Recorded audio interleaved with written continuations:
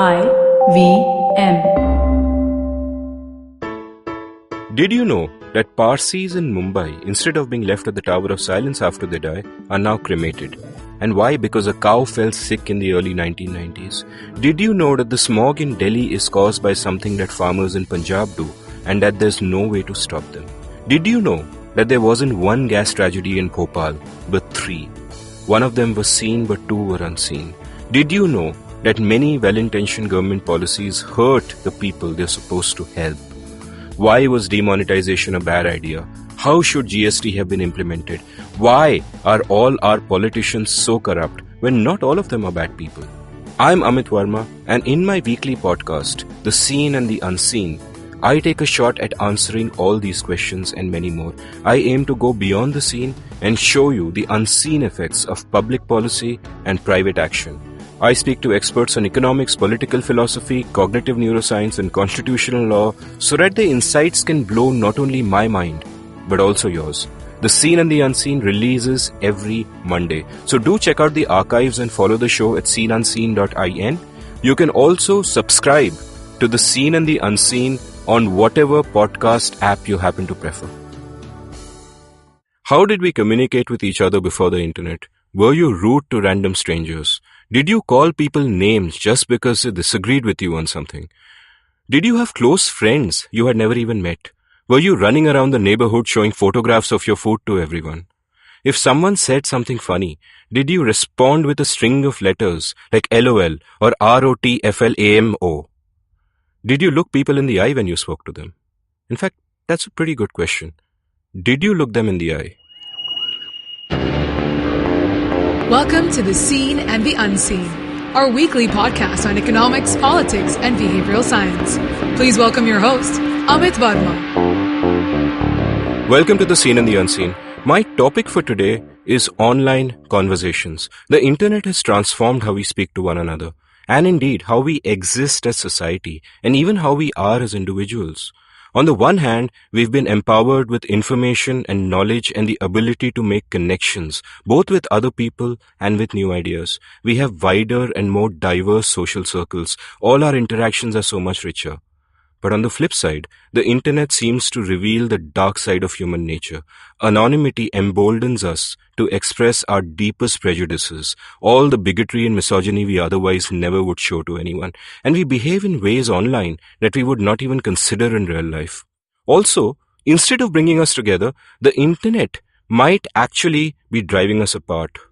The internet makes it possible for us to form different echo chambers, really large echo chambers, of people who share our interest or ideologies or prejudices, some of them repulsive to others, even as we close ourselves off to views and people who don't match ours. As a society, we are getting more and more polarized. As individuals, we are becoming more and more strident and judgmental. How did we get here? What can we do about it? To discuss all this, I have with me a guest who has seen this evolution of human conversation close up. Nikhil has been a moderator at Reddit for a few years, and I bumped into him socially a few days ago and had a fascinating conversation with him. He's a perfect guest for The Seen and the Unseen, but before we get into our conversation, here's a small commercial break. If this happens to be the only podcast you listen to, well, you need to listen to some more. Check out the ones from IVM Podcasts who co-produce this show with me. Go to ivmpodcast.com or download the IVM app and you'll find a host of great Indian podcasts that cover every subject you could think of. From the magazine I edit, Pragati at thinkpragati.com, there is the Pragati podcast hosted by Hamsini Hariharan and Pawan Srinath. There is a brilliant Hindi podcast, Pulyabazi, hosted by Pranay Kotasane and Saurabh Chandra. And apart from these policy podcasts, IVM has shows that cover music, films, finance, sports, sci-fi, tech, and the LGBT community, all under one roof. Or rather, all in one app. So download the IVM Podcast app today. Welcome to The Seen and the Unseen, Nikhil. Hi, nice to be here. So I'm really fascinated. What made you start off as a moderator on Reddit? Like, were you a user before that? Actually, yes. So I used to be on a lot of online forums. I enjoy talking online. Quite often I like the anonymity and I like the ability to engage with people from many different places. And it's always been very fascinating to see how interactions happen. I've seen people lose their minds because some small thing happened in a video game or some small change. And then I've seen other really high, sophisticated discussions on the most minute parts of code and computer architecture somewhere else. So I was always wondering what made a difference. So Reddit was the new big thing, and it was one of the few places where you got a lot of interesting conversation. And I was there for a long while, and then the subreddit which I was on, which is sort of a constrained topic forum, where they were looking for moderators. They were looking for people to help them deal with the influx of new users and disruptive behavior, to put it mildly, which they were seeing. And I'd always been on the forum as a user. I would always communicate, and I'd always suggest ideas which I'd seen work in other places. And they finally said that, you've been here for so long, you have all of these ideas, why don't you try and implement them? And I thought, it's been years of me looking at all of these other forums and all of these other ideas. Chalo, let's try. Let's see what happens if we implement them. So I'll ask you a personal question. Were you a different person offline than you were online when you got online? Well, that's a difficult question to answer. I think, yes, to a certain degree, online, I am it's more about what ideas I have. So I reduce my interactions to those topics which I feel strongly about and I can express or try to have an opinion on. Whereas in real life, there are a lot of topics where I just don't know anything whatsoever and I have to interact on them. And so I tend to be a little bit more reticent in real life than I am online. But then online, there are a lot of places I avoid interacting because I believe that I'm really not in a good position to talk about it. Right. So offline, essentially, you're mixing with people and you're doing small talk, but you're never actually doing small talk online in your case. You're just engaging when the subject concerns you deeply. Usually. Of course, there are always something or topics or the other which are just amusing or some ridiculous picture of cats or something or the other which just catches your eye and you will say something stupid out there. But yeah, if you look at, but you can usually find out what topics I'm very interested in if someone were to just go through the comments I've written on the topics I've spoken about. So yes. And is there any early online behavior from you which you now regret? That's another tough one. I would love to say no. I really can't think of anything at this point. Even something that's mildly embarrassing, not that you would regret. Oh, mildly embarrassing I do on a regular basis. So that's really not changed. Every so often there are comments where I do talk about a topic which I want to know more about. And so, for example, if there's an advanced subject which I want to learn, I go there, I look at what other people are talking about, and then I try and put my opinion forward, and then I realize a little later, I really didn't know what I was talking about. And that's incredibly embarrassing. So how, when you became from being a heavy user, when you became a moderator, what did you learn? How did that change the way you looked at Reddit and at the kind of online conversations you were part of? That's a big topic. So I think this in itself should be broken up into parts. Let's break it up, sure. So let's discuss why. So first and foremost, I come in from this. I really want to see conversation online succeed. I think it's really important for all of us. We do most of our conversation online. And frankly, a large portion of our personalities today is just done by typing words in. So not being able to type words in, being banned or being restricted from saying something is effectively having that part of you online amputated. Because there is only the act of speaking you can do online. You can only speak. And not being able to speak is a very big thing. You may be saying stupid stuff and you may be talking about something totally irrelevant. But the fact that you can and cannot is everything to your online personality. So I thought this is a really interesting and very different part of our lives. And I've been here before the internet. So to have that tool where you can all talk to all of these people and you can see all of these people was a big thing. And then seeing it misused from almost the get-go. So a little prehistory. When there was no Facebook, no Reddit, people found ways to abuse each other on discussions about compiler code and just on basic things where you wouldn't expect it. People can get very passionate and fight about that. And there's just tons and tons of stories from those days where people were looking at it and they were going, okay, that's really not what we expected people to do. And that's sort of this apocryphal body of work before moderating became and before the modern research started happening on it today about what to do, what rules should be applied to make a good conversation online. Because when you went online, you'd find that a lot of people would just, like if you had a topic on religion or politics, they would get very ugly. So actually, let's move back. Have you ever heard of the term eternal September? No. Tell me about it. So, Eternal September is one of those terms which encompass a whole idea, like signal versus noise. And this is part of those terms which people use. And to be frank, moderating is not very researched as a science or anything right now, but a lot of more work is going into understanding how we interact online. But before that, there were terms like Eternal September. Eternal September, there was a forum called Usenet, a bunch of forums called Usenet. This is around the 1990s and a little earlier than that. And the general pattern was that there were a bunch of people out there who were familiar, who had a certain general code of how to communicate and talk to each other. Every so often in the year, there would be a new influx of users, a periodic influx from a bunch of colleges where people came there. They now had access to Usenet, and they would come in. And that was generally that was usually in September. And that period would be a period of adjustment. The new users would end up learning and imbibing the general rules and code of conduct online. And the forums would continue in peace. Except finally in one day in 1993, when AOL allowed all of its users to use and access Usenet. And essentially there was a very large influx of users, so large that the ability of the forums to condition and educate people on the ways people used to behave online disappeared. It was more than the old guard's ability to help or guide people. Or, I don't know, you could use any amount of words. You could even use indoctrinate if you're being very uncharitable. But it's not. It was more like understanding how to talk to each other. And that was termed Eternal September. That's a fantastic term. And it's like we're still in an Eternal September. Yes. It's the sort of most horrifying version of Eternal September you can think of, because everyone's a kid online, so to speak, today. The rules of the house, or general rules of decorum, either seem to have been forgotten or they haven't been discovered by a vast majority of people. And it's very scary to think of when a large majority of India, which is not online yet. So our way of communicating with each other is very important. Let's go back to the Usenet days for a moment.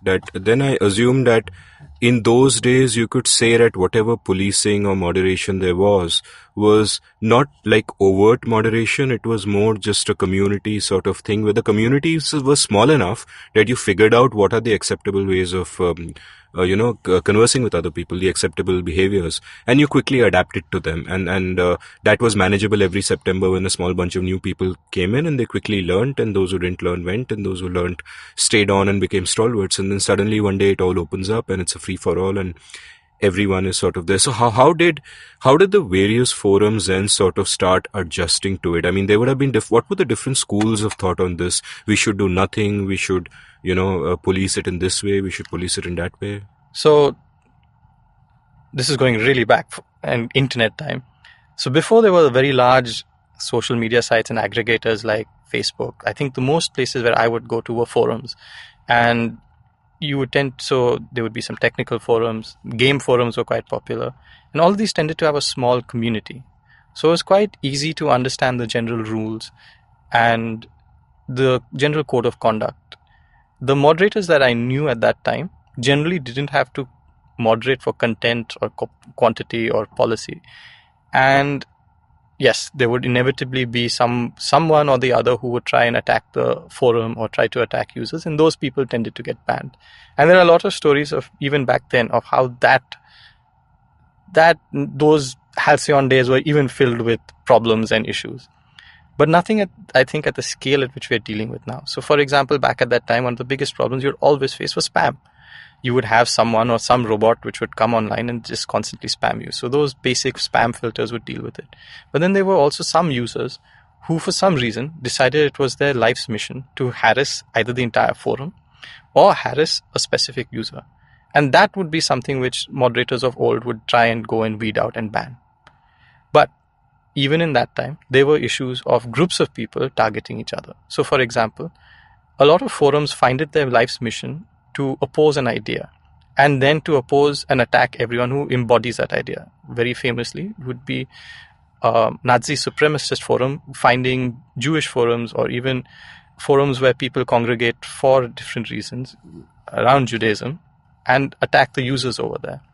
So even before Reddit and before many of the other, or Facebook, people were finding ways to harass and weaponize speech online. What's happened? So the next major website I remember I was going to was a technical website called Slashdot.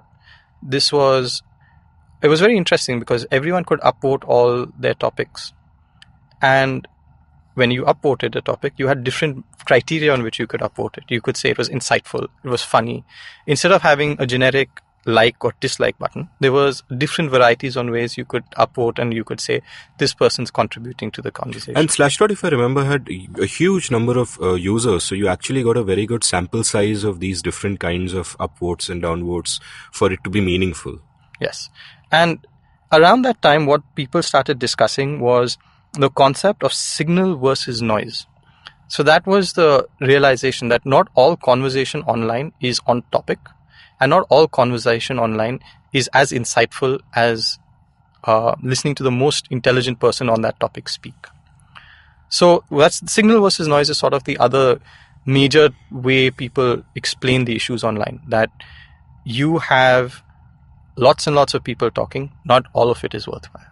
The question which then started bothering me is that how do you get the most useful information to come up? And sadly, it turns out that even a voting system like what Slashdot used, where you could say that this comment is insightful and this comment is funny or this comment is interesting, did not necessarily make it such that the most useful or relevant information came up. Most often, the most popular opinion still managed to be heard. And this is generally going to be the theme of what we see with interactions online, that it's just sheer numbers which tend to influence how we end up talking and what we end up talking about. And I remember I started my blog India Uncut in 2003, 2004. And after a while, I found that my traffic was too much for me to have comments enabled. Because again, I couldn't handle the noise to signal ratio. And I figured out rather than try and moderate or keep an eye on it or whatever, I simply won't have comments because it is after all my space, and, save myself that mental bandwidth. And I remember chatting with a friend of mine who ran a blog called Sepia Mutiny. Very fine blog, Desi Americans. And one of the guys who started that was a chap called Manish Vej. And Manish once told me when he spoke about his comments policy, and I was always very surprised because they also had very decent traffic, but their comment section was always pretty good. And he said, we ban liberally, and we don't just ban for trolling or abuse, we ban for stupidity. Yes. Which, brings an interesting question of, even when you talk about signal and noise, there are many categories of noise and there is a certain subjectivity to it. And the hard part for a moderator then becomes, where do you draw the line? You don't want to, have commenters or readers feeling that shit, this is only meant to be an echo chamber for people who agree with this guy. But at the same time, you do want to weed out bad behavior. And is there an issue sort of finding those boundaries, defining those boundaries? Have they changed over time? So yes, in general, there is an issue quite often finding boundaries. Mostly because, as you asked, yes, boundaries move. So in general, the way I've approached or what I've been exposed to has almost always been dominated by the general American viewpoint that free speech is critical and free speech is good. And that the more free speech, the better chances for drowning out bad ideas. This was the general philosophy, which is why even on Reddit, there's always been such a pushback against moderation, where what your friend did turns out to be probably one of the only ways to deal with it. And what you did is turning out increasingly to be the only way for people to deal with conversations. There are many very large websites which have entirely shut down their comment section. May be mistaken, but I believe either Scientific American or a major website has shut down their comment section. Because it's a bit sad, but people don't interact in ways which are healthy or in the best spirit of humanity. So, to go with an example of what happens, when I ended up moderating on Reddit, it was after the forum was actually dealing with such thing. When the forum which was created, it was very small. And it was built on that principle that let everyone speak, let everyone share ideas, no matter how good, bad, or ugly, and deal with the bad ideas. Unfortunately, it turns out that since your entire existence online is words are also very literally violence online. You can gang up on a person and prevent them from speaking. You can compress their ideas and you can move them away. You can the internet really helps people find each other. And this also means making lots and lots of ideological ghettos. So that process, and those ghettos are quite often more like roving mobs. What would happen on the forum is that if someone had an opposing viewpoint, they would get relentlessly hounded. And since everyone was expected to behave on their own in whatever manner was befitting them, well, since no one was stopping them, they behaved in any which way they liked, which would quite often just be straight up harassment. If you were a woman online, it's not a good scene. It's very, very bad. People would find them. If by chance you let people know you're a woman online, then you would be targeted. You would be targeted all throughout the web and you would be harassed. What is sort of the men to women ratio in a place like Reddit, for example?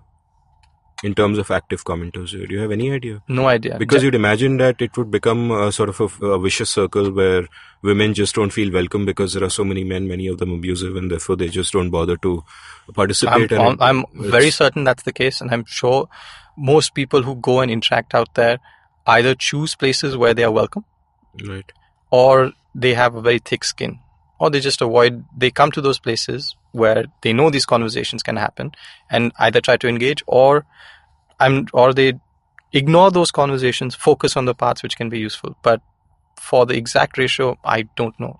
And knowing in itself would bother me because that would mean that there's some way to identify who's who. Yeah, exactly. So, I'm not a Reddit user per se. Once in a while, I'll see a link and go. And I really like the keto subreddit, which, as I mentioned to you, is a fantastic subreddit. And I'm, of course, a keto evangelizer.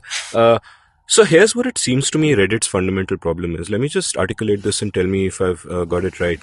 That on the one hand, it is true that freedom of speech is something that really applies to a state acting against its citizens. And if you are like a private party, like a website, you have the right to set whatever rules you want. And if people don't abide by those rules, they can go elsewhere, or you can ban them or moderate them any way you deem fit, and therefore people shouldn't really complain. But the other way of looking at it is that community sites like Reddit and Facebook are so large and all-encompassing that for many people, they are the world where they exist. And to stop somebody from expressing herself in a world like this would be very cruel, among other things. And the idea you mentioned of letting free speech prevail, I mean, one of the fundamental defenses of free speech comes from the phrase a marketplace of ideas. That to get to whatever the truth might be on any subject at all, you have to let all ideas find expression and then let whichever ideas win out in the marketplace of ideas. That's really the function, but you can't stop anyone from speaking, which is the original intention.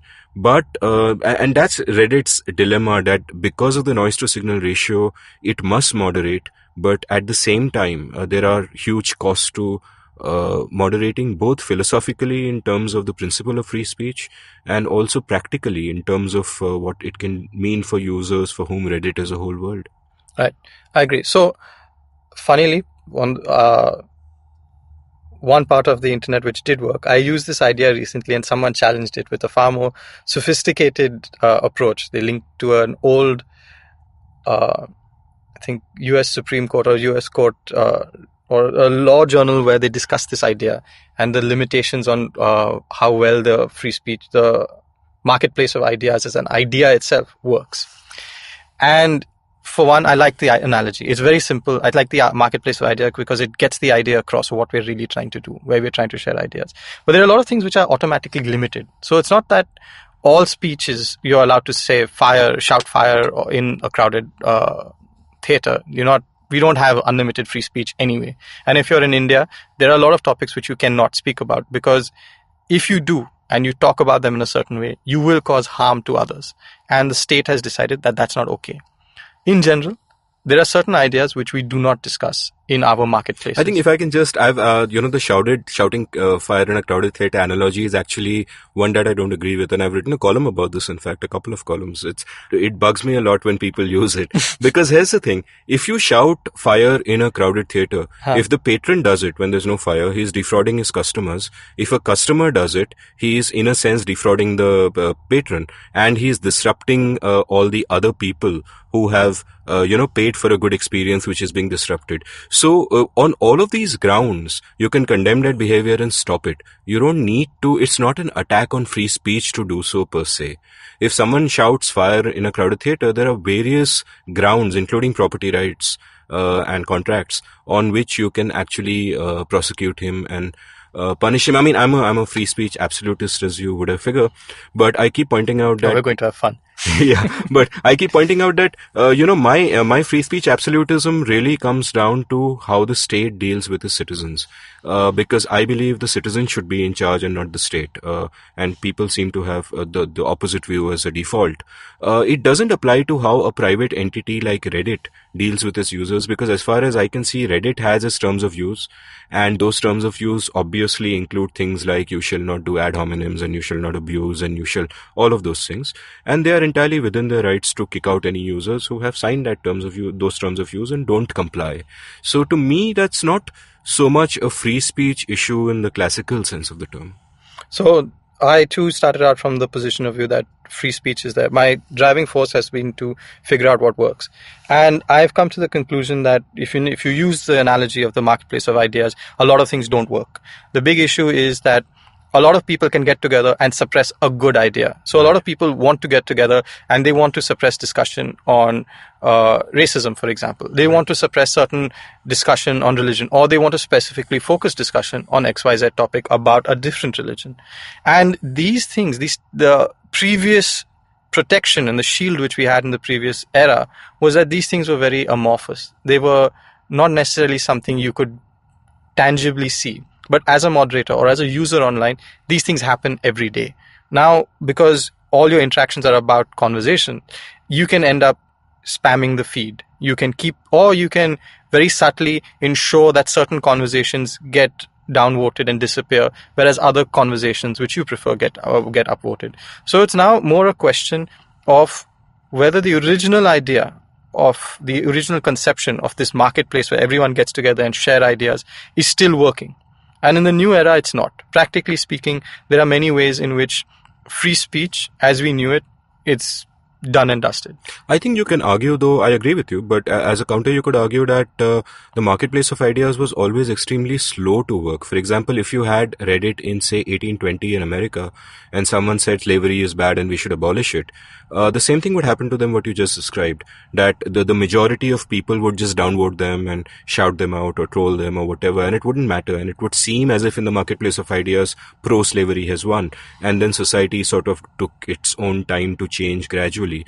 So it's never immediate, but the whole idea, I think, of the marketplace of ideas is that at least those ideas are allowed to exist in some form. Right. So the marketplace of ideas, if I remember correctly, that actually what you said is a sort of one of the criticisms of the original concept, and said that there's never really been a functional marketplace in the first place, because there are several concepts which are, as it is, banned by the states or controlled by the states. You cannot discuss them.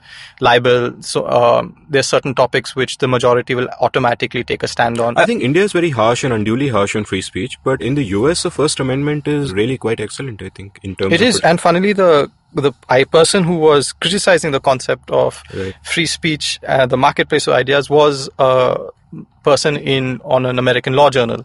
Right. So there are limitations. No idea is perfect, and you don't deal with platonic ideas in the first place, and there will always be.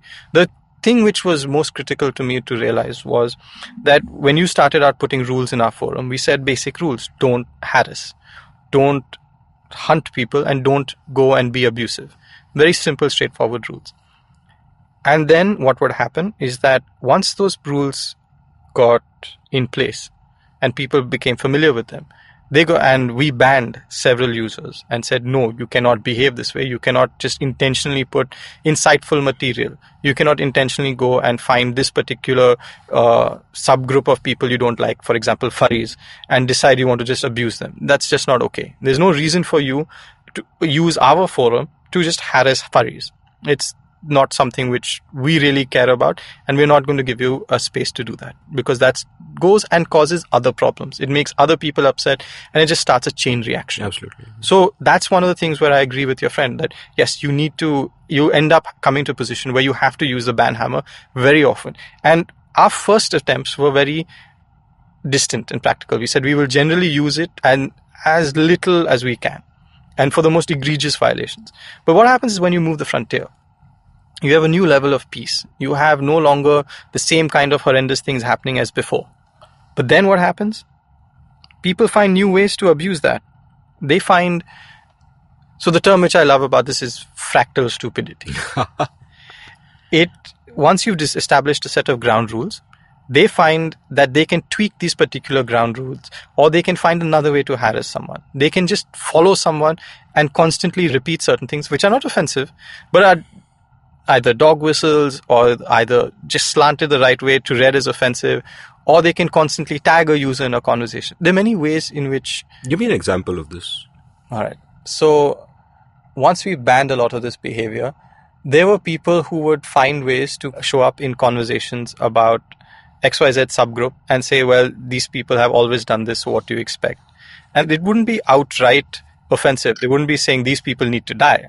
They would always be saying something which was polite and obviously rude. And now that was a problem for us, because now they no longer, we were used to the old frontier, which was straight up death threats, hate speech, abuse. Here they're not saying anything wrong. They're using plain simple English, and they're saying something which when translated is obviously offensive. But we had restricted ourselves because of our previous rules. We said we would not deal with something and we would not ban someone or harm someone for saying such things. We would only ban them if they said and outrightly hateful things. So now what do we do with this? Because this is obviously wrong. And we were constrained, and we knew that. So finally we let it go. Eventually this became the new rule, and then finally we had to come up with a new set of rules, because a lot of the users said that is obviously an attack. Right. You need to deal with it. And so the frontier moved. And you keep moving the frontier forward and forward. Yes. Forward and this causes a lot of pain. As the frontier moves is the advance of complexity. So first you had just this really simple line, don't abuse each other. Now you have this new line which says, you really can't use these particular types of abuse and you can't use this particular type of abuse. And then some guy will say, Arey dekho, that guy is doing that. Why are you stopping me from saying this? So then you get the advent of lawyers, Reddit lawyers. They go through your rules and they say that person broke that rule by just that square inch and you banned him. Why? Or they'll say, you stopped me from making this post, and see all of these people are saying all of these horrible things. They're not saying horrible things. They're saying things which that person thinks is horrible. And he's saying, you're allowing them. Why aren't you allowing me? So just as the members are in a sense at the mercy of the moderators, are the moderators also being constantly held accountable by the members? They are, but at the end of the day, the moderators have far more power and they can eventually stop paying attention. And so, actually that's not true. The moderators cannot really be held in the same way users can be. Because at the end of the day, moderators enjoy a significant amount of power and a certain amount of opacity of their actions. And do moderators argue with each other about where the line should be and why it in my team, yes. In a certain extent in our team, we have attempted to keep that sort of different set of ideologies alive. But what we are finding is that the older set of moderators who still remember the old free speech days are increasingly a more quiet bunch. And the newer moderators, especially ones who are having more experience from a lot of the other forums and so on, are very clear that yes, these are the only things that work. You're not going to have a conversation and you need to get rid of the bad apples. So the newer moderators are not reinventing the wheel, but they're also discovering new kinds of behavior which they have figured out how to deal with. Yeah, so there are, depending upon the size of your subreddit, the type of interactions you have can be very minor, or they can be a very massive amount of interactions. For example, our Keto doesn't have that many subscribers compared to a subreddit like World News. And World News has to have its own stable of moderators to deal with it, because a lot of the topics out there can attract emotions from every corner of the world, and they really need to be on the ball with figuring out what the hell is acceptable or not. But our Keto, on the other hand, is what I'd call a topic constrained forum. People go there because they want something to do. They want to figure out how to get their keto diet working. They want to showcase their successes. I think these forums in general are one of the few places which work, because they are what I prefer calling them, they sort of vector quantity. There is a start point and a direction. Right. Whereas other topics which are just general, where people can come in and discuss politics and religion, almost inevitably follow a very sad path of polarization, anger and fighting, and then heavy moderation, if any. So Nikhil, tell me something. In all these years that you've been first a user and then a moderator and so on, how have online conversations changed? So when I would go to forums initially, it was not that prevalent. It was very hard for people to find these places. You would either be a gamer or you would be a technical person, and you would find these things. And so people tended to be in communities which they already knew about. But once you had Facebook and Twitter and Reddit, then it became far larger aggregations and YouTube comments. So what I started noticing is that in my bubble, where people would rather use full sentences, it was people tried to be civil. But then as more and more people just started coming online, people quite often didn't have the same reasons or need to talk in the same manner. So you started having your word length or questions would go down, the topics change. People generally quite often just like shooting the shit. So a lot of general time pass. Because I guess less personal connect because of larger groups, so therefore less etiquette. There. And also a lot of topics which were just for fun. Like general, so one of the big things which you find in a lot of forums and what you need to actually, where a lot of the rules start coming out, is just jokes. Because people online, if you're going to a serious discussion, there are a lot of people who don't really have anything to contribute. They're there to watch, but they feel an urge to go and say something funny or to say they find something amusing. And that's usually the most common content, which you tend to have to moderate out of existence. You have to say, okay, no jokes. That's pretty cruel. So you'll find that jokes perform so well because it's so easy for everyone to get that they used to go and they would end up crushing the rest of the more insightful comments. So the longest, hardest to read comment is the one which very few people would read. And the more funny, simpler comment would be the one which is on top. So that I observed. You could see that effect of how just easy to consume material would dominate. And you'd see that not just in comments, you started seeing that in content. And then you saw the BuzzFeeds of the world, you saw how all of them worked, you saw how people understood memes in a very deep and fundamental way. And all of this would also then become a disincentive for the more serious comment and would have a chilling effect on the deeper stuff. Absolutely. So you would have to make very serious efforts to let that part of your garden grow, because it turns out jokes and memes are sort of like weeds. They're very hardy. They can get into your brain. They can stick there and they can dominate your short-term memory and even your long-term memory. And in the sense that, well, they don't dominate your long-term, they'll dominate your short-term. But they end up crowding out everything else. And also, I mean, I've seen an analog of this in Twitter where the most common mode of expression on Twitter is snark. Because it's so easy to be snarky about someone. Oh, yeah. You know, someone says something you don't agree with, you make a one-line joke and you mock him and 50 people RT you and everybody's, oh, you're so witty, while you actually didn't address the argument at all. Correct. You just said something supposedly witty and... because that's just easy to consume. That's the entire analogy with junk food. This is just so easy to get. It may not answer the question, it may not deal with the issue, but you read it, you got it, you figured out the positions, you felt happy, you got some superficial understanding of the matter, and you're on your way. And you stuff your face with it and you feel good. And I'll give you an even more fascinating way that people are using this to spam accounts. So this is a bit different and a little off topic. So recently someone pointed out what's happening on Reddit is that people are trying to create authentic looking accounts so that they can use those accounts later on when a crisis occurs or they want to mold opinion. So a lot of forums now have, and a lot of subreddits have blockers. They say that if you are not an authentic account with so many years of age and so many comment points, you're probably a fake account. So you are not allowed to post. You have to get your score up and then you can post. It's just sort of a, are you human test.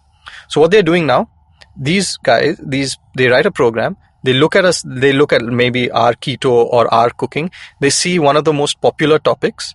They see what the title was.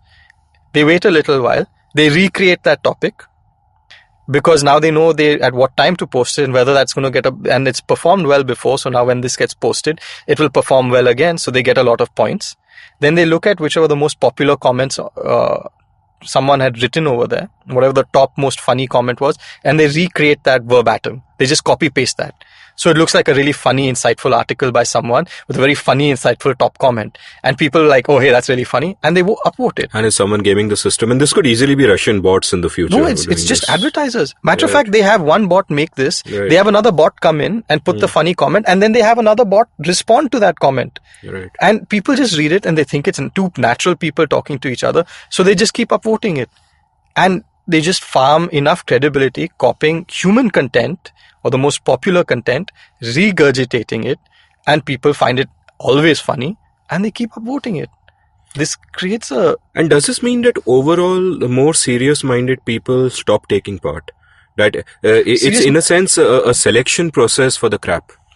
Yeah, in some ways. So all the serious people end up moving on to more serious discussion forums where the topic is meant to be more slow or more handled in depth. And you'll see a lot of those forums have far less communication.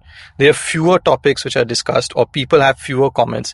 They tend to read, or they tend to discuss, or there's a way to figure out people who are bullshitting versus the people who are actually serious about the topic. So, for example, if you're talking about economics, there are forums where people can just bullshit all day about it. But then there's a certain sub-forum on just economics where they spend all their time arguing what is bad economics or not. And over there, if you post something and you want to make your own post on it, you have to give a reason with a full-fledged explanation as to why what you are talking about is an example of bad economics. And you have to it's essentially a short dissertation. And then people decide whether that actually passes the rule. If so, it's allowed, your post is allowed to be kept. Otherwise, it's removed. And that's a test. It's essentially this proof of intelligence test, which a lot of forums have to do now. So that's kind of a long tail of content in a sense, though, that an adaptation. Even the very intelligent will find their niche where they are comfortable and they are not crowded out. But those will be very small niches and won't have an impact on the overall discourse. Correct, because unless you even knew it existed, you wouldn't go there. And the topics quite often over there are very arcane. And they're discussing, for example, our bad economics will discuss the very fine-tuned details about XYZ predictor of, let's say, the gender wage gap. And they have a huge document on it. And frankly, most people will never go through it. So whenever the topic of gender wages come up or gender disparities come up, no one will have recourse to that information. And the conversations will be dominated. The public perception and the popular perception will be dominated by the easier to consume concepts. The hard ideological positions and the performative propaganda. All will disappear. So if you have an easy way to package something or put an idea, that will dominate. Whether it's right or wrong is a different issue. If it's easy to consume and share, and it sounds right for the zeitgeist at the time, that will usually work. And what is it about, like, when did you see this change happening more and more, becoming dominant? Like, I remember back from my days of blogging in the second half of the last decade, 2005 onwards, there was an oyster signal ratio problem and so on, but things hadn't come this far. Is there a point where you can say that, okay, this was a trigger, this is when, maybe when Facebook passed a certain critical mass or... To be honest, I really can't recognize a point. It just constantly feels that we've been iterating our way forward. Right. I can't find a moment where I can say, okay, this is disturbing. I can see moments where new ideas were discovered, where new advances were done in design for applications. I can remember the point where people said, oh, we should incorporate behavioral psychology in our design for applications. I can remember when people said we should A/B test websites to make them more interesting. But the way conversations online has changed, I really struggle to figure out a moment when I said this happened or this changed it.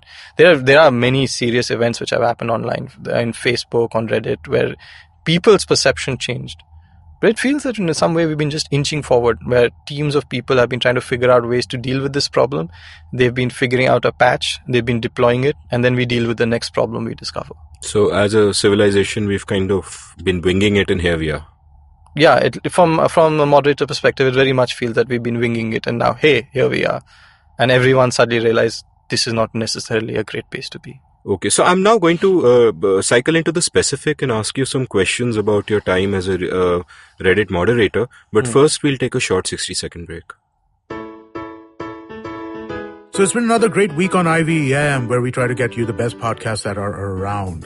This week on the Pragati podcast, we have management and mint columnist Karthik Sashidhar, who joins Pawan and Hamsani to talk about elections and voting. On Shunya One, we have Sameer Pittalwala, the founder of Culture Machine, talking about streaming content online, and at Creation Through Tech, his journey with setting up Culture Machine.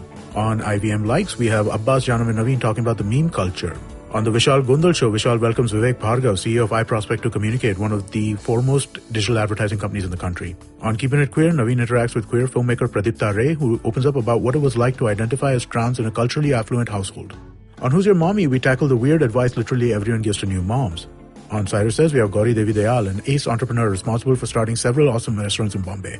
On Sonology, a unique agony aunt call-in show, Sonu helps his listeners on how to potty train their dogs. It's been a great week on IVM, and we hope that you can check out as many of these shows as you can. And now let me get you onto your show. Welcome back to The Scene and the Unseen. I'm with Nikhil, a moderator at Reddit, who is not only talking to me about the evolution of human conversations online in his experience as a user of forums like Usenet and later Reddit, but also from a point of view of what it's doing to us as a society and us as individuals. But Nikhil, let me take you back to the sort of the granular details of your life at Reddit. Achha. What is a moderator's day like? Small clarification. I wish I was on Usenet, but sadly I didn't have internet at that time. You were too young. I was too young. Right. So, what Day-to-day life on moderator. Yeah, what is it like? Very boring. We are the janitors of the world. And unfortunate and very strangely, very powerful janitors, according to a lot of people. So our first set of rules, which we came up on our forum, was generally don't do harm. So a lot of it was sort of going through a bunch of posts and a bunch of comments. And if we saw someone say something which was genuinely hurtful or untowards, or basically hate speech or racism, we would remove it. And then if that person was a repeat user, if they did it once or twice, we would have to go. So there is a way to see if the person has been, has that comment deleted before or initially, we can. So at the infancy of Reddit, when moderating really started off, there weren't really a set of tools. So there were a lot of very interesting things that happened as a result of this. So one of the really cool things about subreddit, of Reddit is subreddits. And I think that's one of its great contributions to how we talk online. So you can have a subreddit called Our Pictures.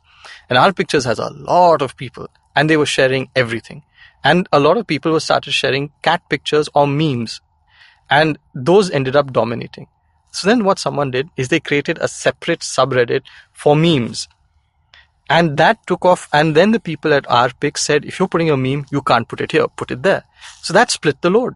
And that's a really fascinating thing, which made it very easy for these guys to do that. Before that, you couldn't really do it as easily in a forum. You either went to a different forum to discuss cat pictures and a different forum to discuss memes, or you came to Reddit, and then someone made a new subreddit to discuss this memes in general. And you could go there. You could go and just see all of those things. And this actually happened. So Our Pics split up into other meme subreddits, and those meme subreddits in turn split up into other subreddits. There's actually a subreddit just dedicated to the Insanity Wolf meme. And there's another really interesting feature which used to be allowed initially, which was when people were not very happy with the moderators, they could just make another subreddit and then move en masse there. So this happened, if I remember correctly, it happened very famously to Our Marijuana. So for some reason, the moderator out there had some issues, and the team and the users who were going there weren't too happy. So they moved en masse to Our Trees. Which is why anytime you go to Our Trees, it's not about plants. It's about a very specific type of herb. So what happened to the tree lovers? They moved to Our Marijuana later on, if I remember correctly. Right. As I recall, I think that's what happened. Right, so for a newcomer to Reddit, this is all very confusing, that you love trees and you got to go to Our Marijuana for it is very much so.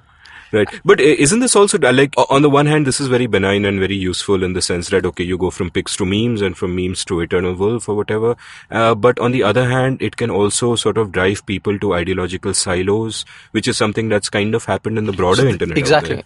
And so all of this possible, even the movement of people to Our Trees, happened because we did not have a lot of moderating tools at that time. Right. So this is an example of one of the tensions which occurs for the need to be able to moderate and stop people talking about or harming each other online, and the freedom to expand into other things. Not all things are benign.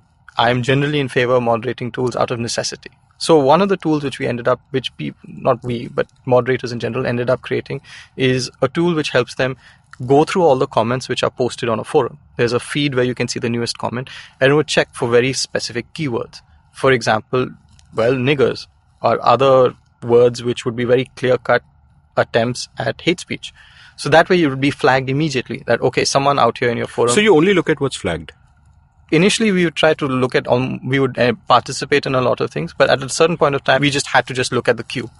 You have to look at what's flagged either by users or based on watch lists for obvious keywords like I'm going to kill you or die and so on and so forth. And of course, racial slurs and so on and other similar words. So it's always about looking at that queue. And quite often, a lot of forums don't even have enough moderators to manage that. If it's a topic constrained forum where generally people aren't going to be talking about incendiary topics, you should usually be able to manage the workload. The higher the barrier to entry in that conversation, usually the better the conversation. Because to get in, it's not that easy. You have to know if you're going to talk about, let's say, a very complex game, for example. The only people who can play that game are people who've passed the barrier, have the time and willingness to indulge themselves in a certain level of effort. Everyone else out there is also spending the same amount of effort. So it's very easy to make out a faker or a poser or someone who's just talking about it but doesn't know what he's talking about. Right. So the conversation out there tends to be on topic and very neat. And that has a very nice sense of community. The other subreddits which tend to work out are ones which have very heavy moderation, like Ask History. Ask History has a dedicated team of volunteer people with backgrounds in specific parts of history. And they are educators, teachers, master holders, and PhD holders on those topics. So anytime any question that is asked, and only, as far as I remember, only questions can be asked, the first response has to be a qualified and informed response with sourcing. So you can ask whatever question, and you will usually get a good answer. If you go in there to just make jokes about, the pyramids were made by aliens, comments like that disappear.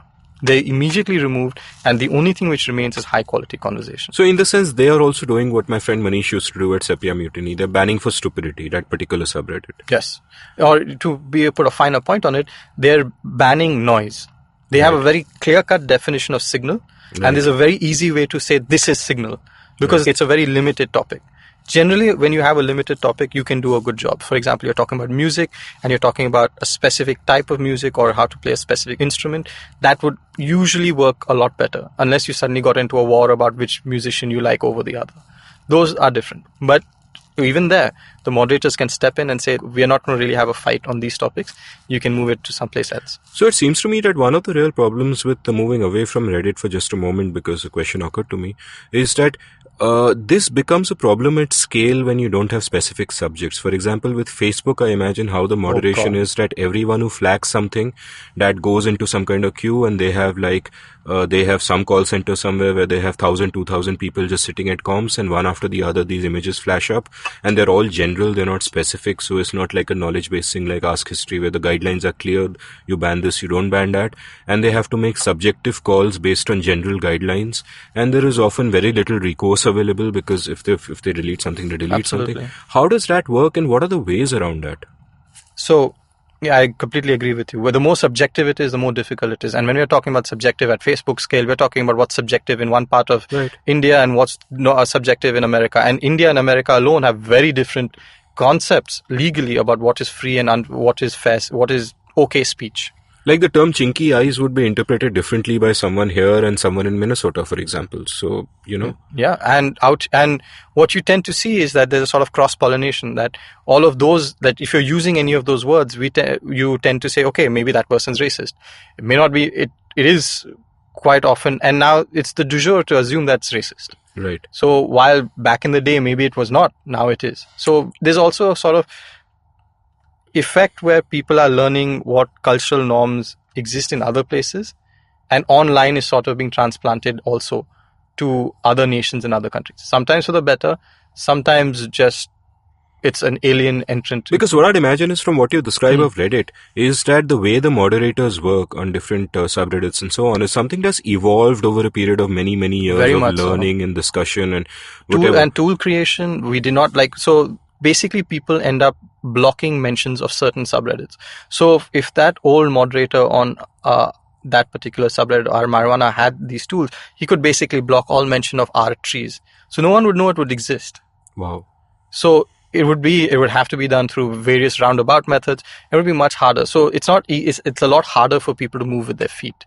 And this is an example of where there's a tension between the creation of tools to make it easier for people to deal with basically assholes, and how those tools end up inadvertently stopping expansion into other spaces. And here's the thing, this is something that's evolved over a period of time into a kind of science at Reddit, where you have all these years of collective experience and you've reached certain ways of working and certain norms in the moderating community at Reddit.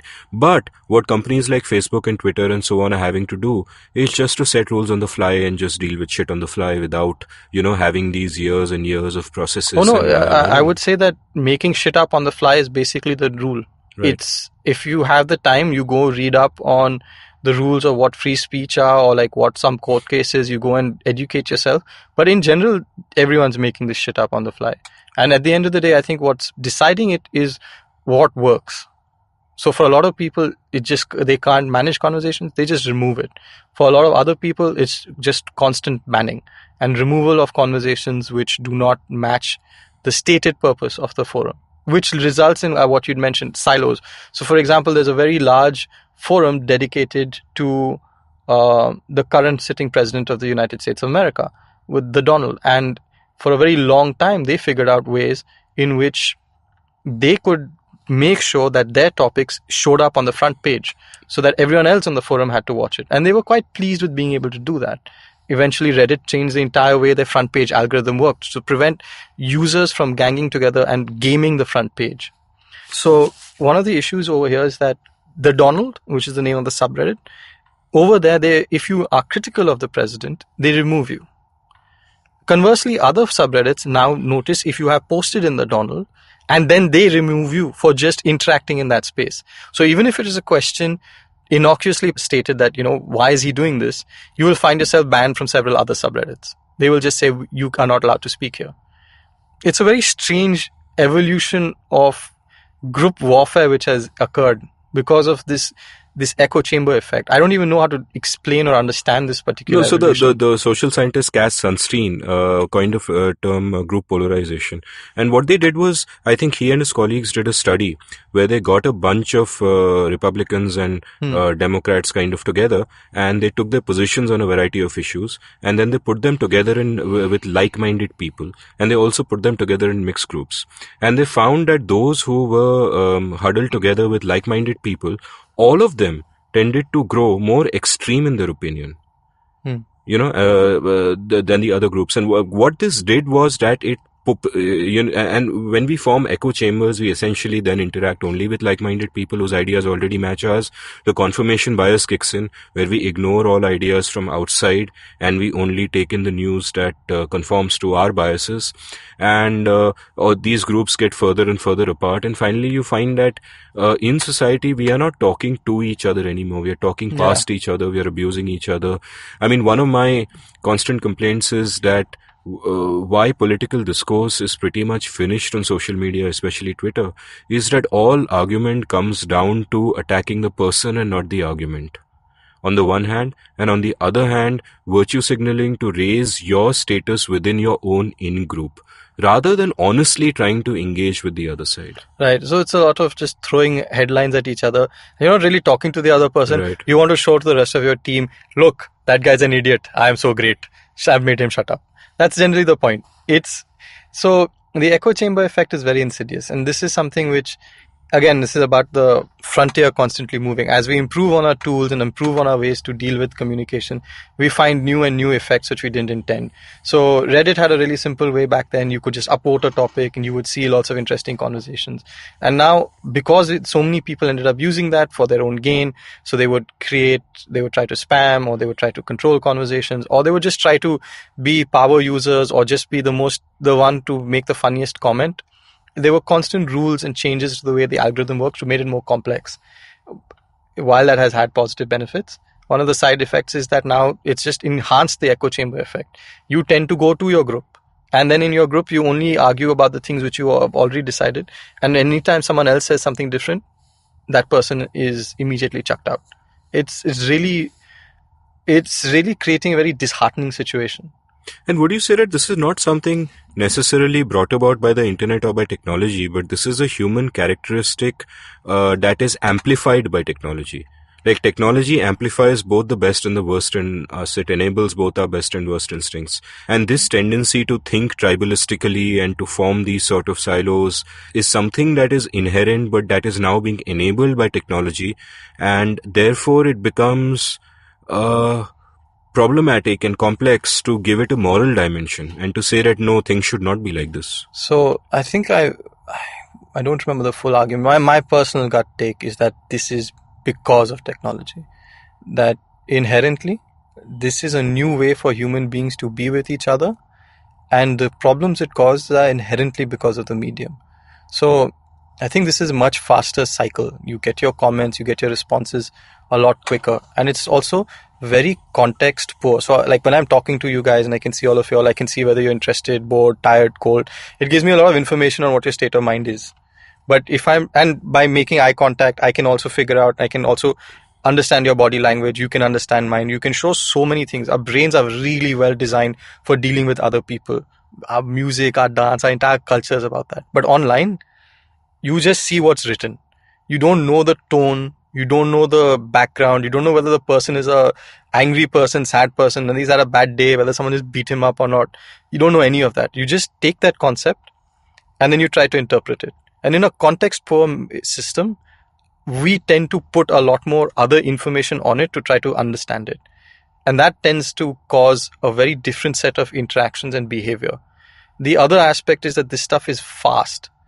It's like the worst combinations sometimes of having a book and having an argument. A book you can open up and you can always read that page. You can close the book, go back and forget it. A conversation you can have once or twice, and then you can say something in anger and then leave, and everyone will forget it. But an online conversation, you can say something angry and you can put it out there in that moment of anger, and then everyone will read it like a book and they will come back to it. And this is actually something which people would use to like remind people, oh, you said this back then. And then they would bring that post up and they would say, don't listen to this person because once upon a time he said something which was bad about XYZ person. This is a screenshot culture on Twitter where you'll put up a screenshot from 2012 and yeah. Which is sometimes useful in the case of politicians, because you find that most of the best criticisms against Modi, for example, have been made by Modi himself. Right. Back in the past on questions of principles and not talking to the press and so on and so forth. But that's also another aspect about change, right? All of us say something which later on we can regret, right, or we can change. But because of the nature of the written word and the way we are used to, at least the older generation is used to looking at it, is that it's something more final. But over here, it's sort of it can be quite often the worst of both worlds. And also, I forget where I read this is one of these social science studies, one of these behavioral econ things. I forget exactly which study it is. But the thing is, if you can get someone to commit to something in writing, they are more likely to carry out their promise. For example, if and it strikes me just thinking aloud that if someone, for whatever reasons, ends up saying something in a moment of anger, just because it's there permanently, they then feel compelled to double down and defend it. And that changes their character itself. They become a different person because of what they might have said in a moment of anger, which they would otherwise have forgotten. Exactly. So this is why, like, as to your point, whether this is just human tendency, I think that this is not just human tendency. I think this is very much the new world we live in, and it's very much because of technology and because it's been designed. Let's not forget that all of these systems are designed for maximum engagement, because if you don't have people on your forum and you don't have people on your website for long enough, you're not going to have enough advertisers. You're not going to have enough people being attracted there. And this is related to the previous problem where we had our news cycles being very fast. Or if anyone's seen Indian television, you'll know what the news cycle is on steroids. Everyone is shouting at each other for no reason. We may all argue and we may all at the same time hold the same opinion, but we will fight. Boss, what kind of guy are you? You're moderating Reddit comments by day and you're watching Indian news television by night. No. How do you live? Why? How are you sane? There's the answer. I'm not quite sane. But no, I can only take so much of dangerous and cancerous objects at a time. I chose Reddit. Yeah. But that's generally the trend. What was okay in our previous world of television and books and arguing, it's not okay online. I'd actually say, now, sure, technology has enabled all this and turbocharged all this, but I think all these I disagree. I'd say it's created, it's not enabled. Enabled is, I think, the wrong word. See, I'll tell you what. I mean, one thing, for example, I think you'd agree with me is that the world is becoming more and more tribal. And we've always, in terms of instinct, the tribalistic instinct has always been there. It's only now that technology has brought it about so that we find more and more of these finely honed sort of tribes which nevertheless have scale, because we can reach out to anyone else in the world, for example, who may hate mongoose. So, and so all these echo the chambers, people who hate our keto. Down with our keto. Yeah, I mean, I've had heated arguments online with people about keto and, which is on the face of it completely bizarre, because, you eat what you eat. Why argue? I mean, would you argue in real life? There's so many stupid things which are, so the ability for stupid topics to become massive points of fracture, right, is absurd. I'm actually seeing in some forums that there's a growing north-south divide between India itself, with something which I literally saw grow out of nothing. Right. And now, because it's there, it's online, there's data which can back up both opinions, and people who are angry about something, it's going to grow. You give a fracture point and you allow people a topic on which they can have different opinions, the internet will go to work helping separate those groups and make those new echo chambers. Well, I'm just going to say that Bombay is out of this North-South debate because we get the worst of it. The South thinks we are in the North and the North thinks we are in the South. So no one gives No, what you're saying, Bombay is broken up between North and South. Yeah, even Bombay, yeah. We've had that running feud going on since when? That's internally. So, like another aspect, which I think is an aspect of human nature, but the internet amplifies, is a performative aspect in the sense that we are all putting on an act for others all the time, and we're trying to show ourselves as noble or knowledgeable or whatever. Every action of ours, in some sense, is an act of signaling. Yeah. And the internet allows you to do that on a massive scale to the point that I think everyone on Twitter today is just performing. No one's actually communicating. Forget Twitter. I want, from what I see on other people's Facebook, I want their Facebook life. I don't want their real life. I want their Facebook life. Yeah, exactly. Everything is happy. Everyone's birthday is remembered. Holidays are the best. The food is the greatest. And you only show up when you had a great day. I know, exactly. And I think the mistake people made, I think, there's a great book called Everybody Lies by Noah Stevens Davidovitz, if you've heard of it, where he talks about where he essentially looks at millions of Google searches and social media searches and all that and finds out what people are really like aside from their performative aspects. And there's a very striking line in that. I don't know if he's quoting someone or he's saying this himself, but there's a very striking line of how people tend to compare their real lives with other people's Facebook lives. Yeah. And it's a source of such pain and angst. It's like keeping up with the Joneses, but on steroids. And it's not just the Joneses who live next to you. It's the Joneses you've known all through your life. Everyone. But the flip side is I've gained new skills. I am officially the best selfie taker in Bombay, which would never have happened had there not been a performative side to me also. But to get back to this, I mean, this is really a subject far more serious than I think either of us even know how to express. Because what is happening in the world is that politics everywhere is becoming more and more tribal. People have stopped talking to each other. No news is real news. All news is in some way or the other fake news in a sense. We are all living in imagined universes and feeding whatever. Basically, there's so much information coming. At which point do you just give up and say, forget it? Yeah. Let someone else make the decisions because I really can't make out the signal from the noise. What mitigates this? What mitigates this? Or what can mitigate this? What? I really don't know, because even just discussing this topic, there's so many things being left out about changes and in the way even a simple site like Reddit works. I think the only thing that mitigates this is what one of my friends did. So he's a really balanced chap. He's got a great sense of humor. He's generally, as a person, he's a really good person, and he's still not a pushover or anything. He's just generally very nice. I spoke to him one day. I was like, dude, do you know what's happening? And so on and so forth. He basically said he's cut off. He's shut down all interactions on Facebook. He's off of social media. He really doesn't care what his friends are doing. And he's spending his time practicing guitar, doing his work. He has just cut off. And that was the first time I saw a ray of hope on how to deal with this. But that's strength from one individual. I think most of us are frankly just addicted to the dopamine rush of the next notification. And it takes a lot of willpower to cut off, and most people just go with the flow and they don't do it. Well, we're going to have to figure something out because, as you said, it's a dopamine rush. But at the end of the day, the other analogy to look at all of this interaction online, it's like going to gym. It's about healthy conversations and healthy habits. And how many of us eat healthy? And how many of us at the start of the year decide we are going to go to gym and we're going to be the best version of ourselves we can be. I'm going to exercise. I'm going to make sure I'm disciplined, and I'm going to make sure I'm better and happier with myself. Those are the same issues which you find online. It's not that everyone generally, a lot of people aren't really happy when they abuse someone. I mean, at the end of the day, they may say, okay, that guy deserved it. And another aspect is that I would rather have constructive conversations, or I would rather be part of constructive and educational conversations and not either waste time or eat intellectual junk food.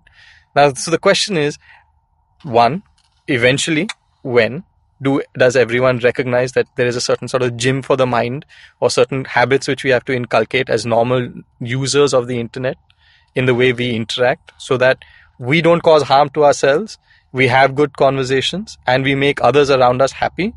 And two, when are we going to find the self-discipline to do that?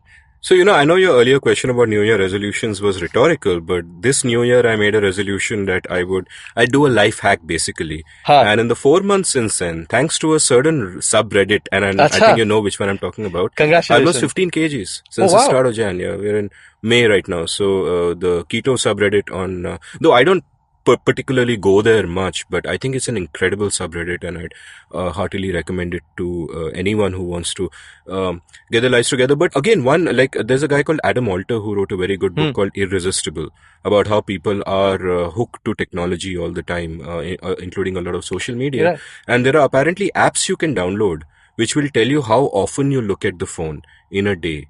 And the average person picks up their phone every 7th minute. Once every 7 minutes of the waking day, not when they're sleeping. And most people don't realize how hooked they are to all of this. Right. And therefore, these constant distractions of these notifications prevent them from doing any kind of deep work, deep thinking, introspection, discovering other offline joys. We've all kind of become slaves to the internet. And it's easy enough to understand this at a rational level and say that, I'm going to uninstall Facebook. But it's very hard to actually do it. You always keep putting it off. So, as someone who has repeatedly failed using these apps, my sincere advice is that there will come a time when you actually genuinely want it. Only download the app then. Because eventually what will happen is that when you use these apps, you figure out a way to work around these apps. Right. So, when you're serious, download them and use it for the first time. Because once you figure out a way around it, then the charm becomes their charm decreases. Then it becomes a straight up test of willpower.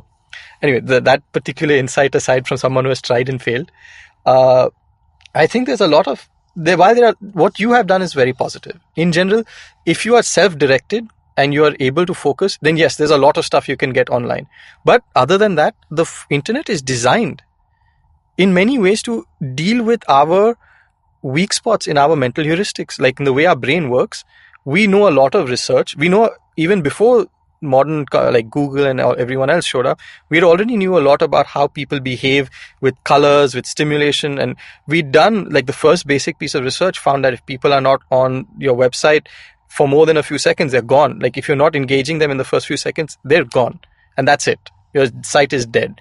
And so even basic websites back in the HTML days, from that time onwards, they have been constantly evolving to be so lovely, so just genuinely smooth, buttery smooth on your phones, quick, responsive, pleasant to look at, all of these things just so that they can engage you.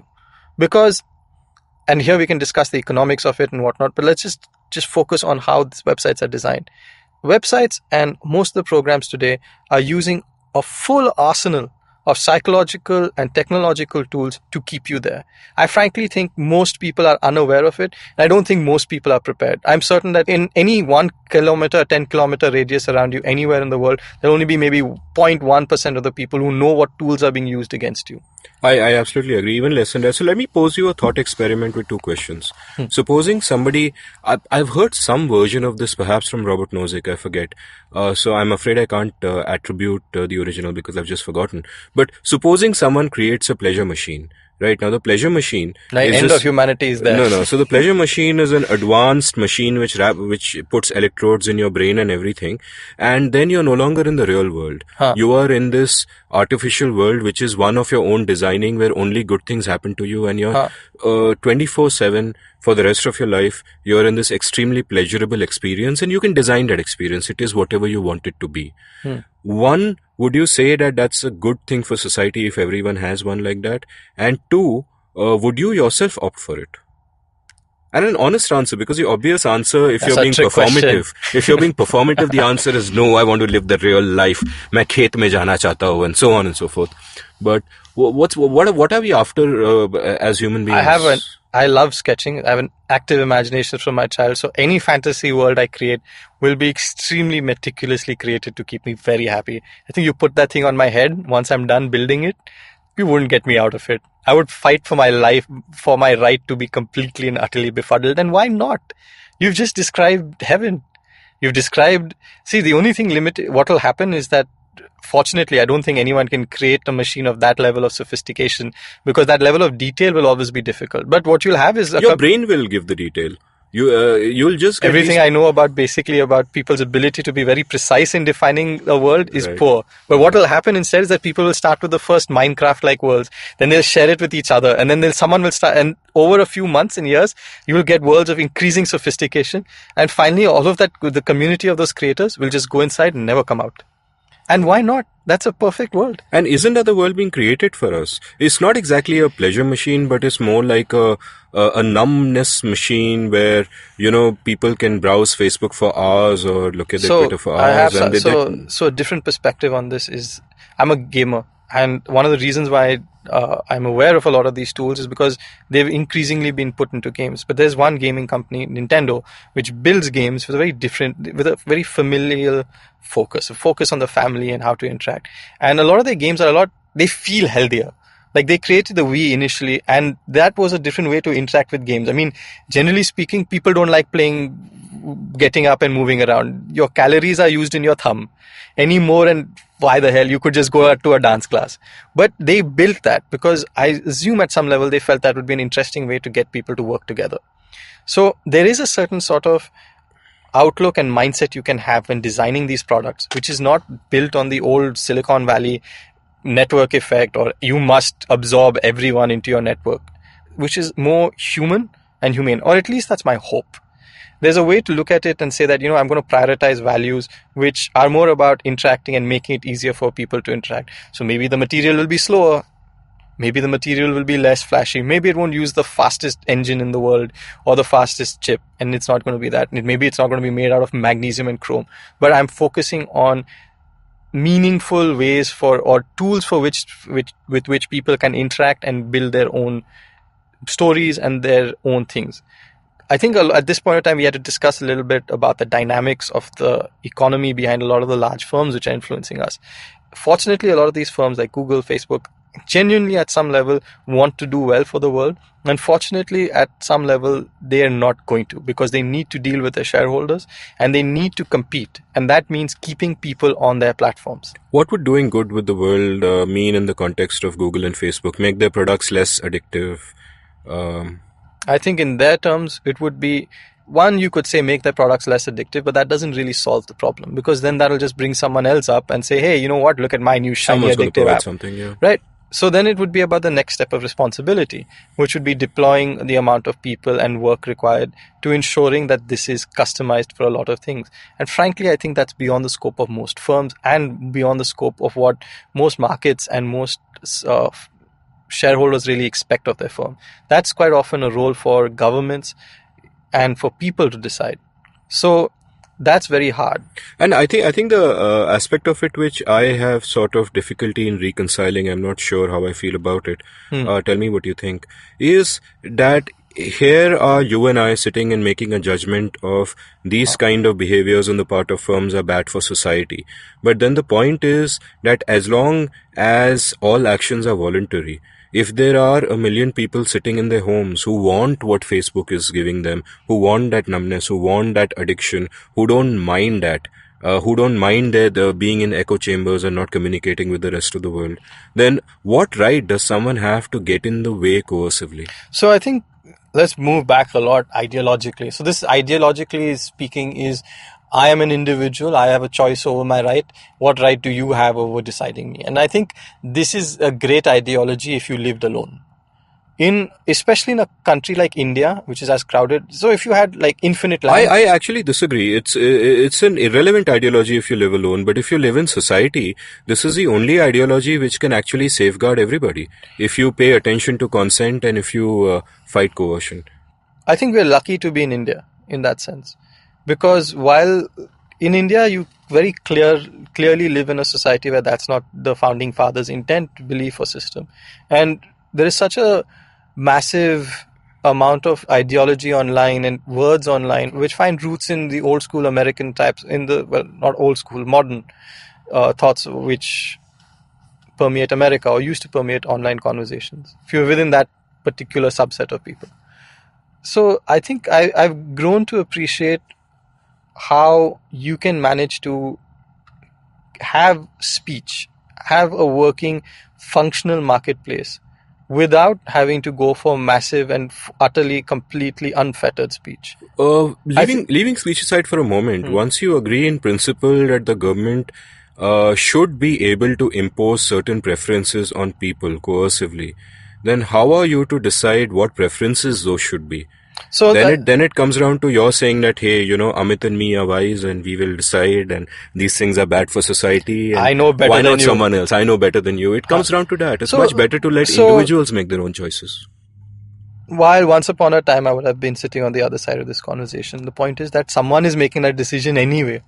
You don't decide it, and you don't have responsible people and a judge, jury, laws behind it. Then some random dude in a suit is going to make it because they have to. And that decision is being made by me and many other moderators every day because it's necessity. It's a part of your volunteer work.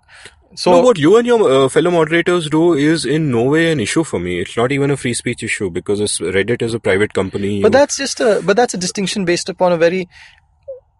See, if we forget about private and public, those at some point of time, they're useful as solid concepts, and sometimes they're just a dodge. They're just sort of a superficial fig leaf.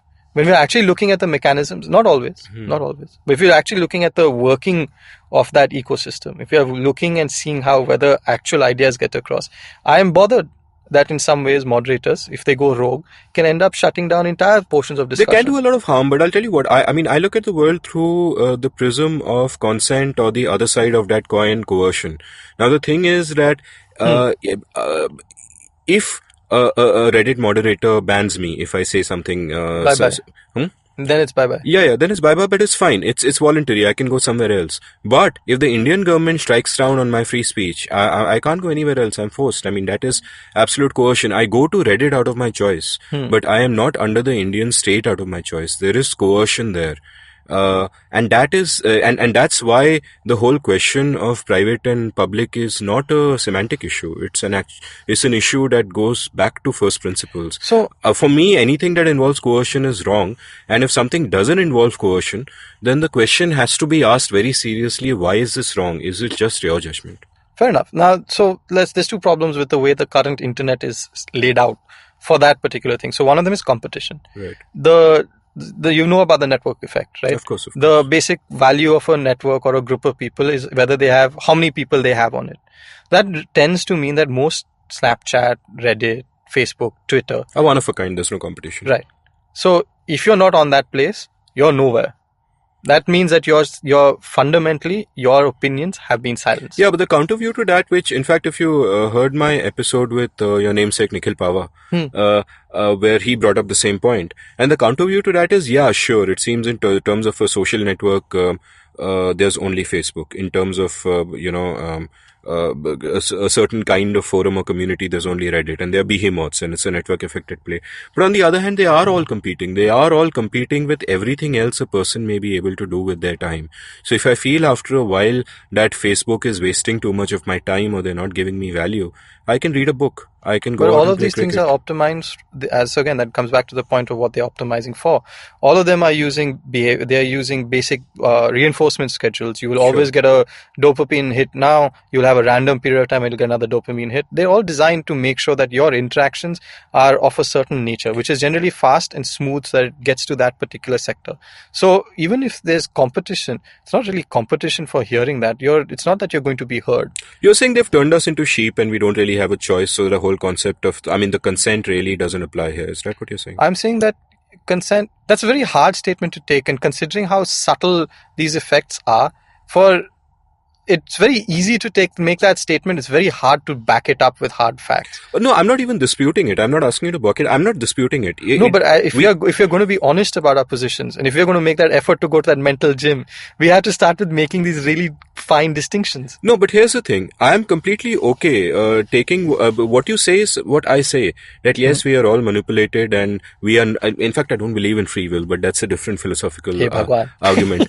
But the question is that yes, we are being manipulated, and we are much less in control of our actions than we think. The tough question to me, which I can't get around, and I'm not even saying that A is the answer or B is the answer. The tough question to me is that I am fundamentally against coercion, because I think coercion is toxic to society and you don't want to give anybody that power.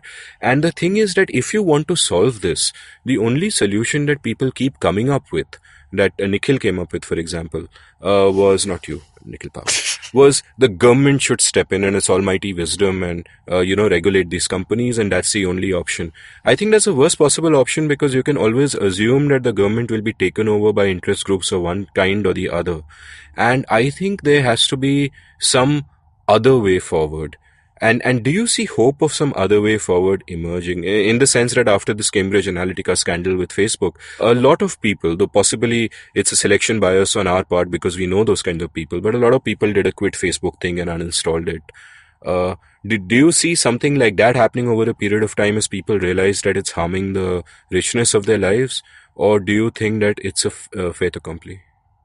I think the way the question is laid out is very easy to answer. I think it's very easy to say it's a fait accompli, because I think everyone who's listening, everyone who's got a mobile phone has Facebook installed, and they know how many times they're going to look at it, or how many times they're going to go on WhatsApp and see the same forward come around. According to Adam Alter, they actually underestimate how often they will look at it, exactly. But they know, yeah. Right. So I think that it is fait accompli, because you are on that little black piece of metal you have in your pocket. There lists and sits the collective ability of every marketer that has ever lived, every psychologist that has ever lived, every programmer that has ever lived. And it's there to find your mental weak spots, to find that moment when you are willing to change an idea, when you're willing to engage in something else.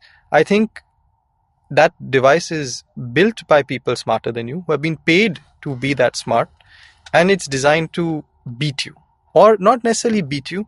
It's designed by people who are hoping to help you. But unfortunately, our way of defining this help so far has ended up having lots of unforeseen or foreseeable side effects, which people went ahead with anyway. So the private industry as a whole has followed the incentives correctly and has explored this new territory. And we have found that what genies we have left out of this bottle are not going to go back. And that leaves very precious little behavior which we can control. So in the same way which we today look at obesity and we look at junk food, I think eventually, sooner rather than later, we are going to have to deal with this. The question is whether we have to deal with this in the manner which we talk about junk food, or whether we talk about it in the manner we discuss cocaine. That's the main issue. Now, the problem is that cocaine and junk food are on a very simple spectrum, stuff we ingest. These are ideas. We're talking about news or fake material put out there to affect the way countries function, which is the most recent thing. But before that, we were talking about harassment. There's been a very innovative way which moderators were harassed recently for when Avengers released. People started putting spoilers of Avengers, Ouch. Infinity War all over the place. Right. And since and now that will always hurt moderators more, because the moment you see it, you're like, crap, spoiler, block. But every mod who comes back to that thread will see the spoiler, because while it's blocked for normal users, everyone else, all the other mods can see it. They can see all the other comments which have been removed. You can always review what's happened. And for all the users who didn't know you could do this, you've now told them. Well done. Hey Bhagwan, cancel, remove. We shall censor this portion. Right.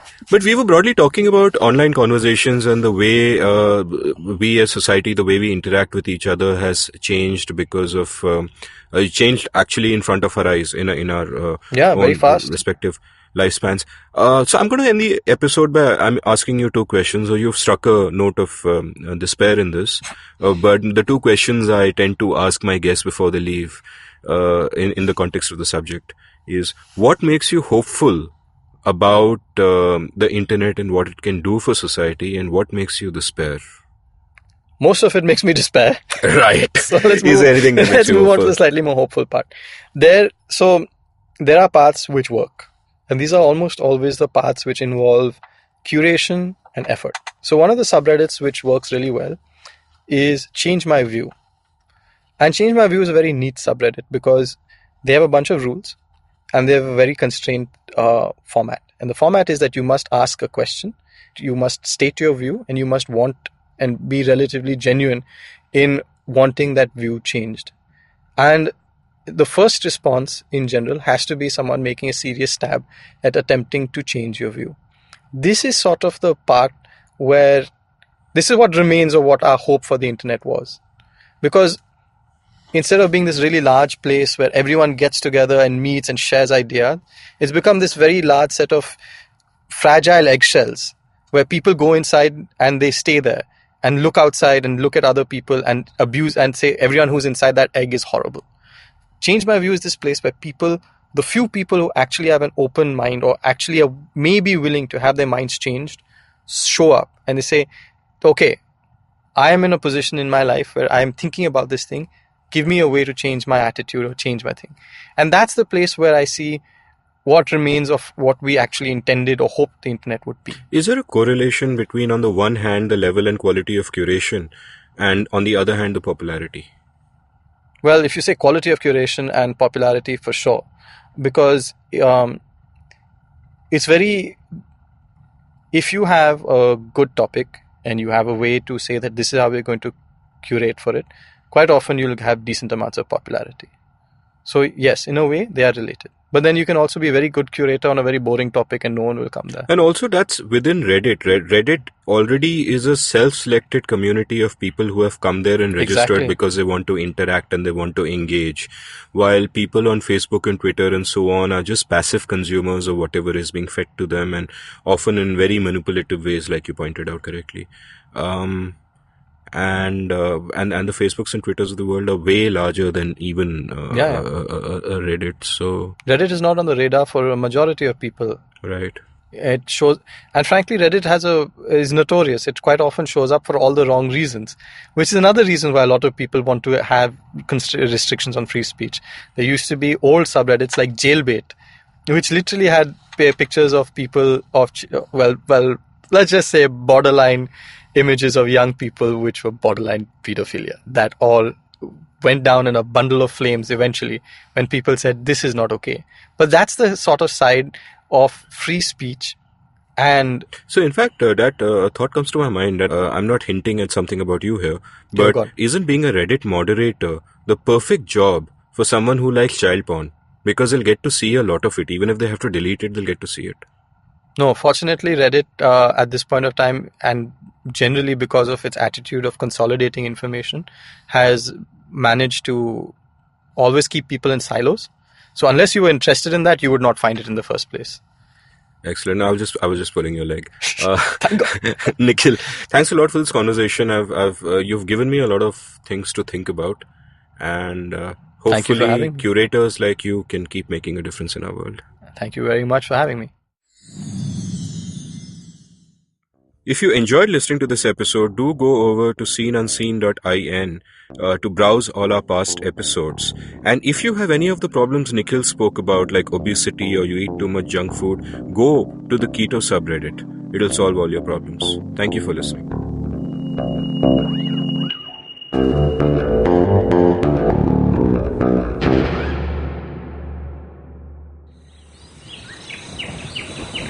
As you can see, we have a podcast listener in his natural habitat. Billions of years of evolution have led him to this point. He's on his way to work, and listening to podcasts makes his miserable day better. He will now head to work and use all his knowledge to communicate with other colleagues and possibly future mates. You can find more of his species on ivmpodcasts.com, your one-stop destination where you can check out all the coolest Indian podcasts. Happy listening.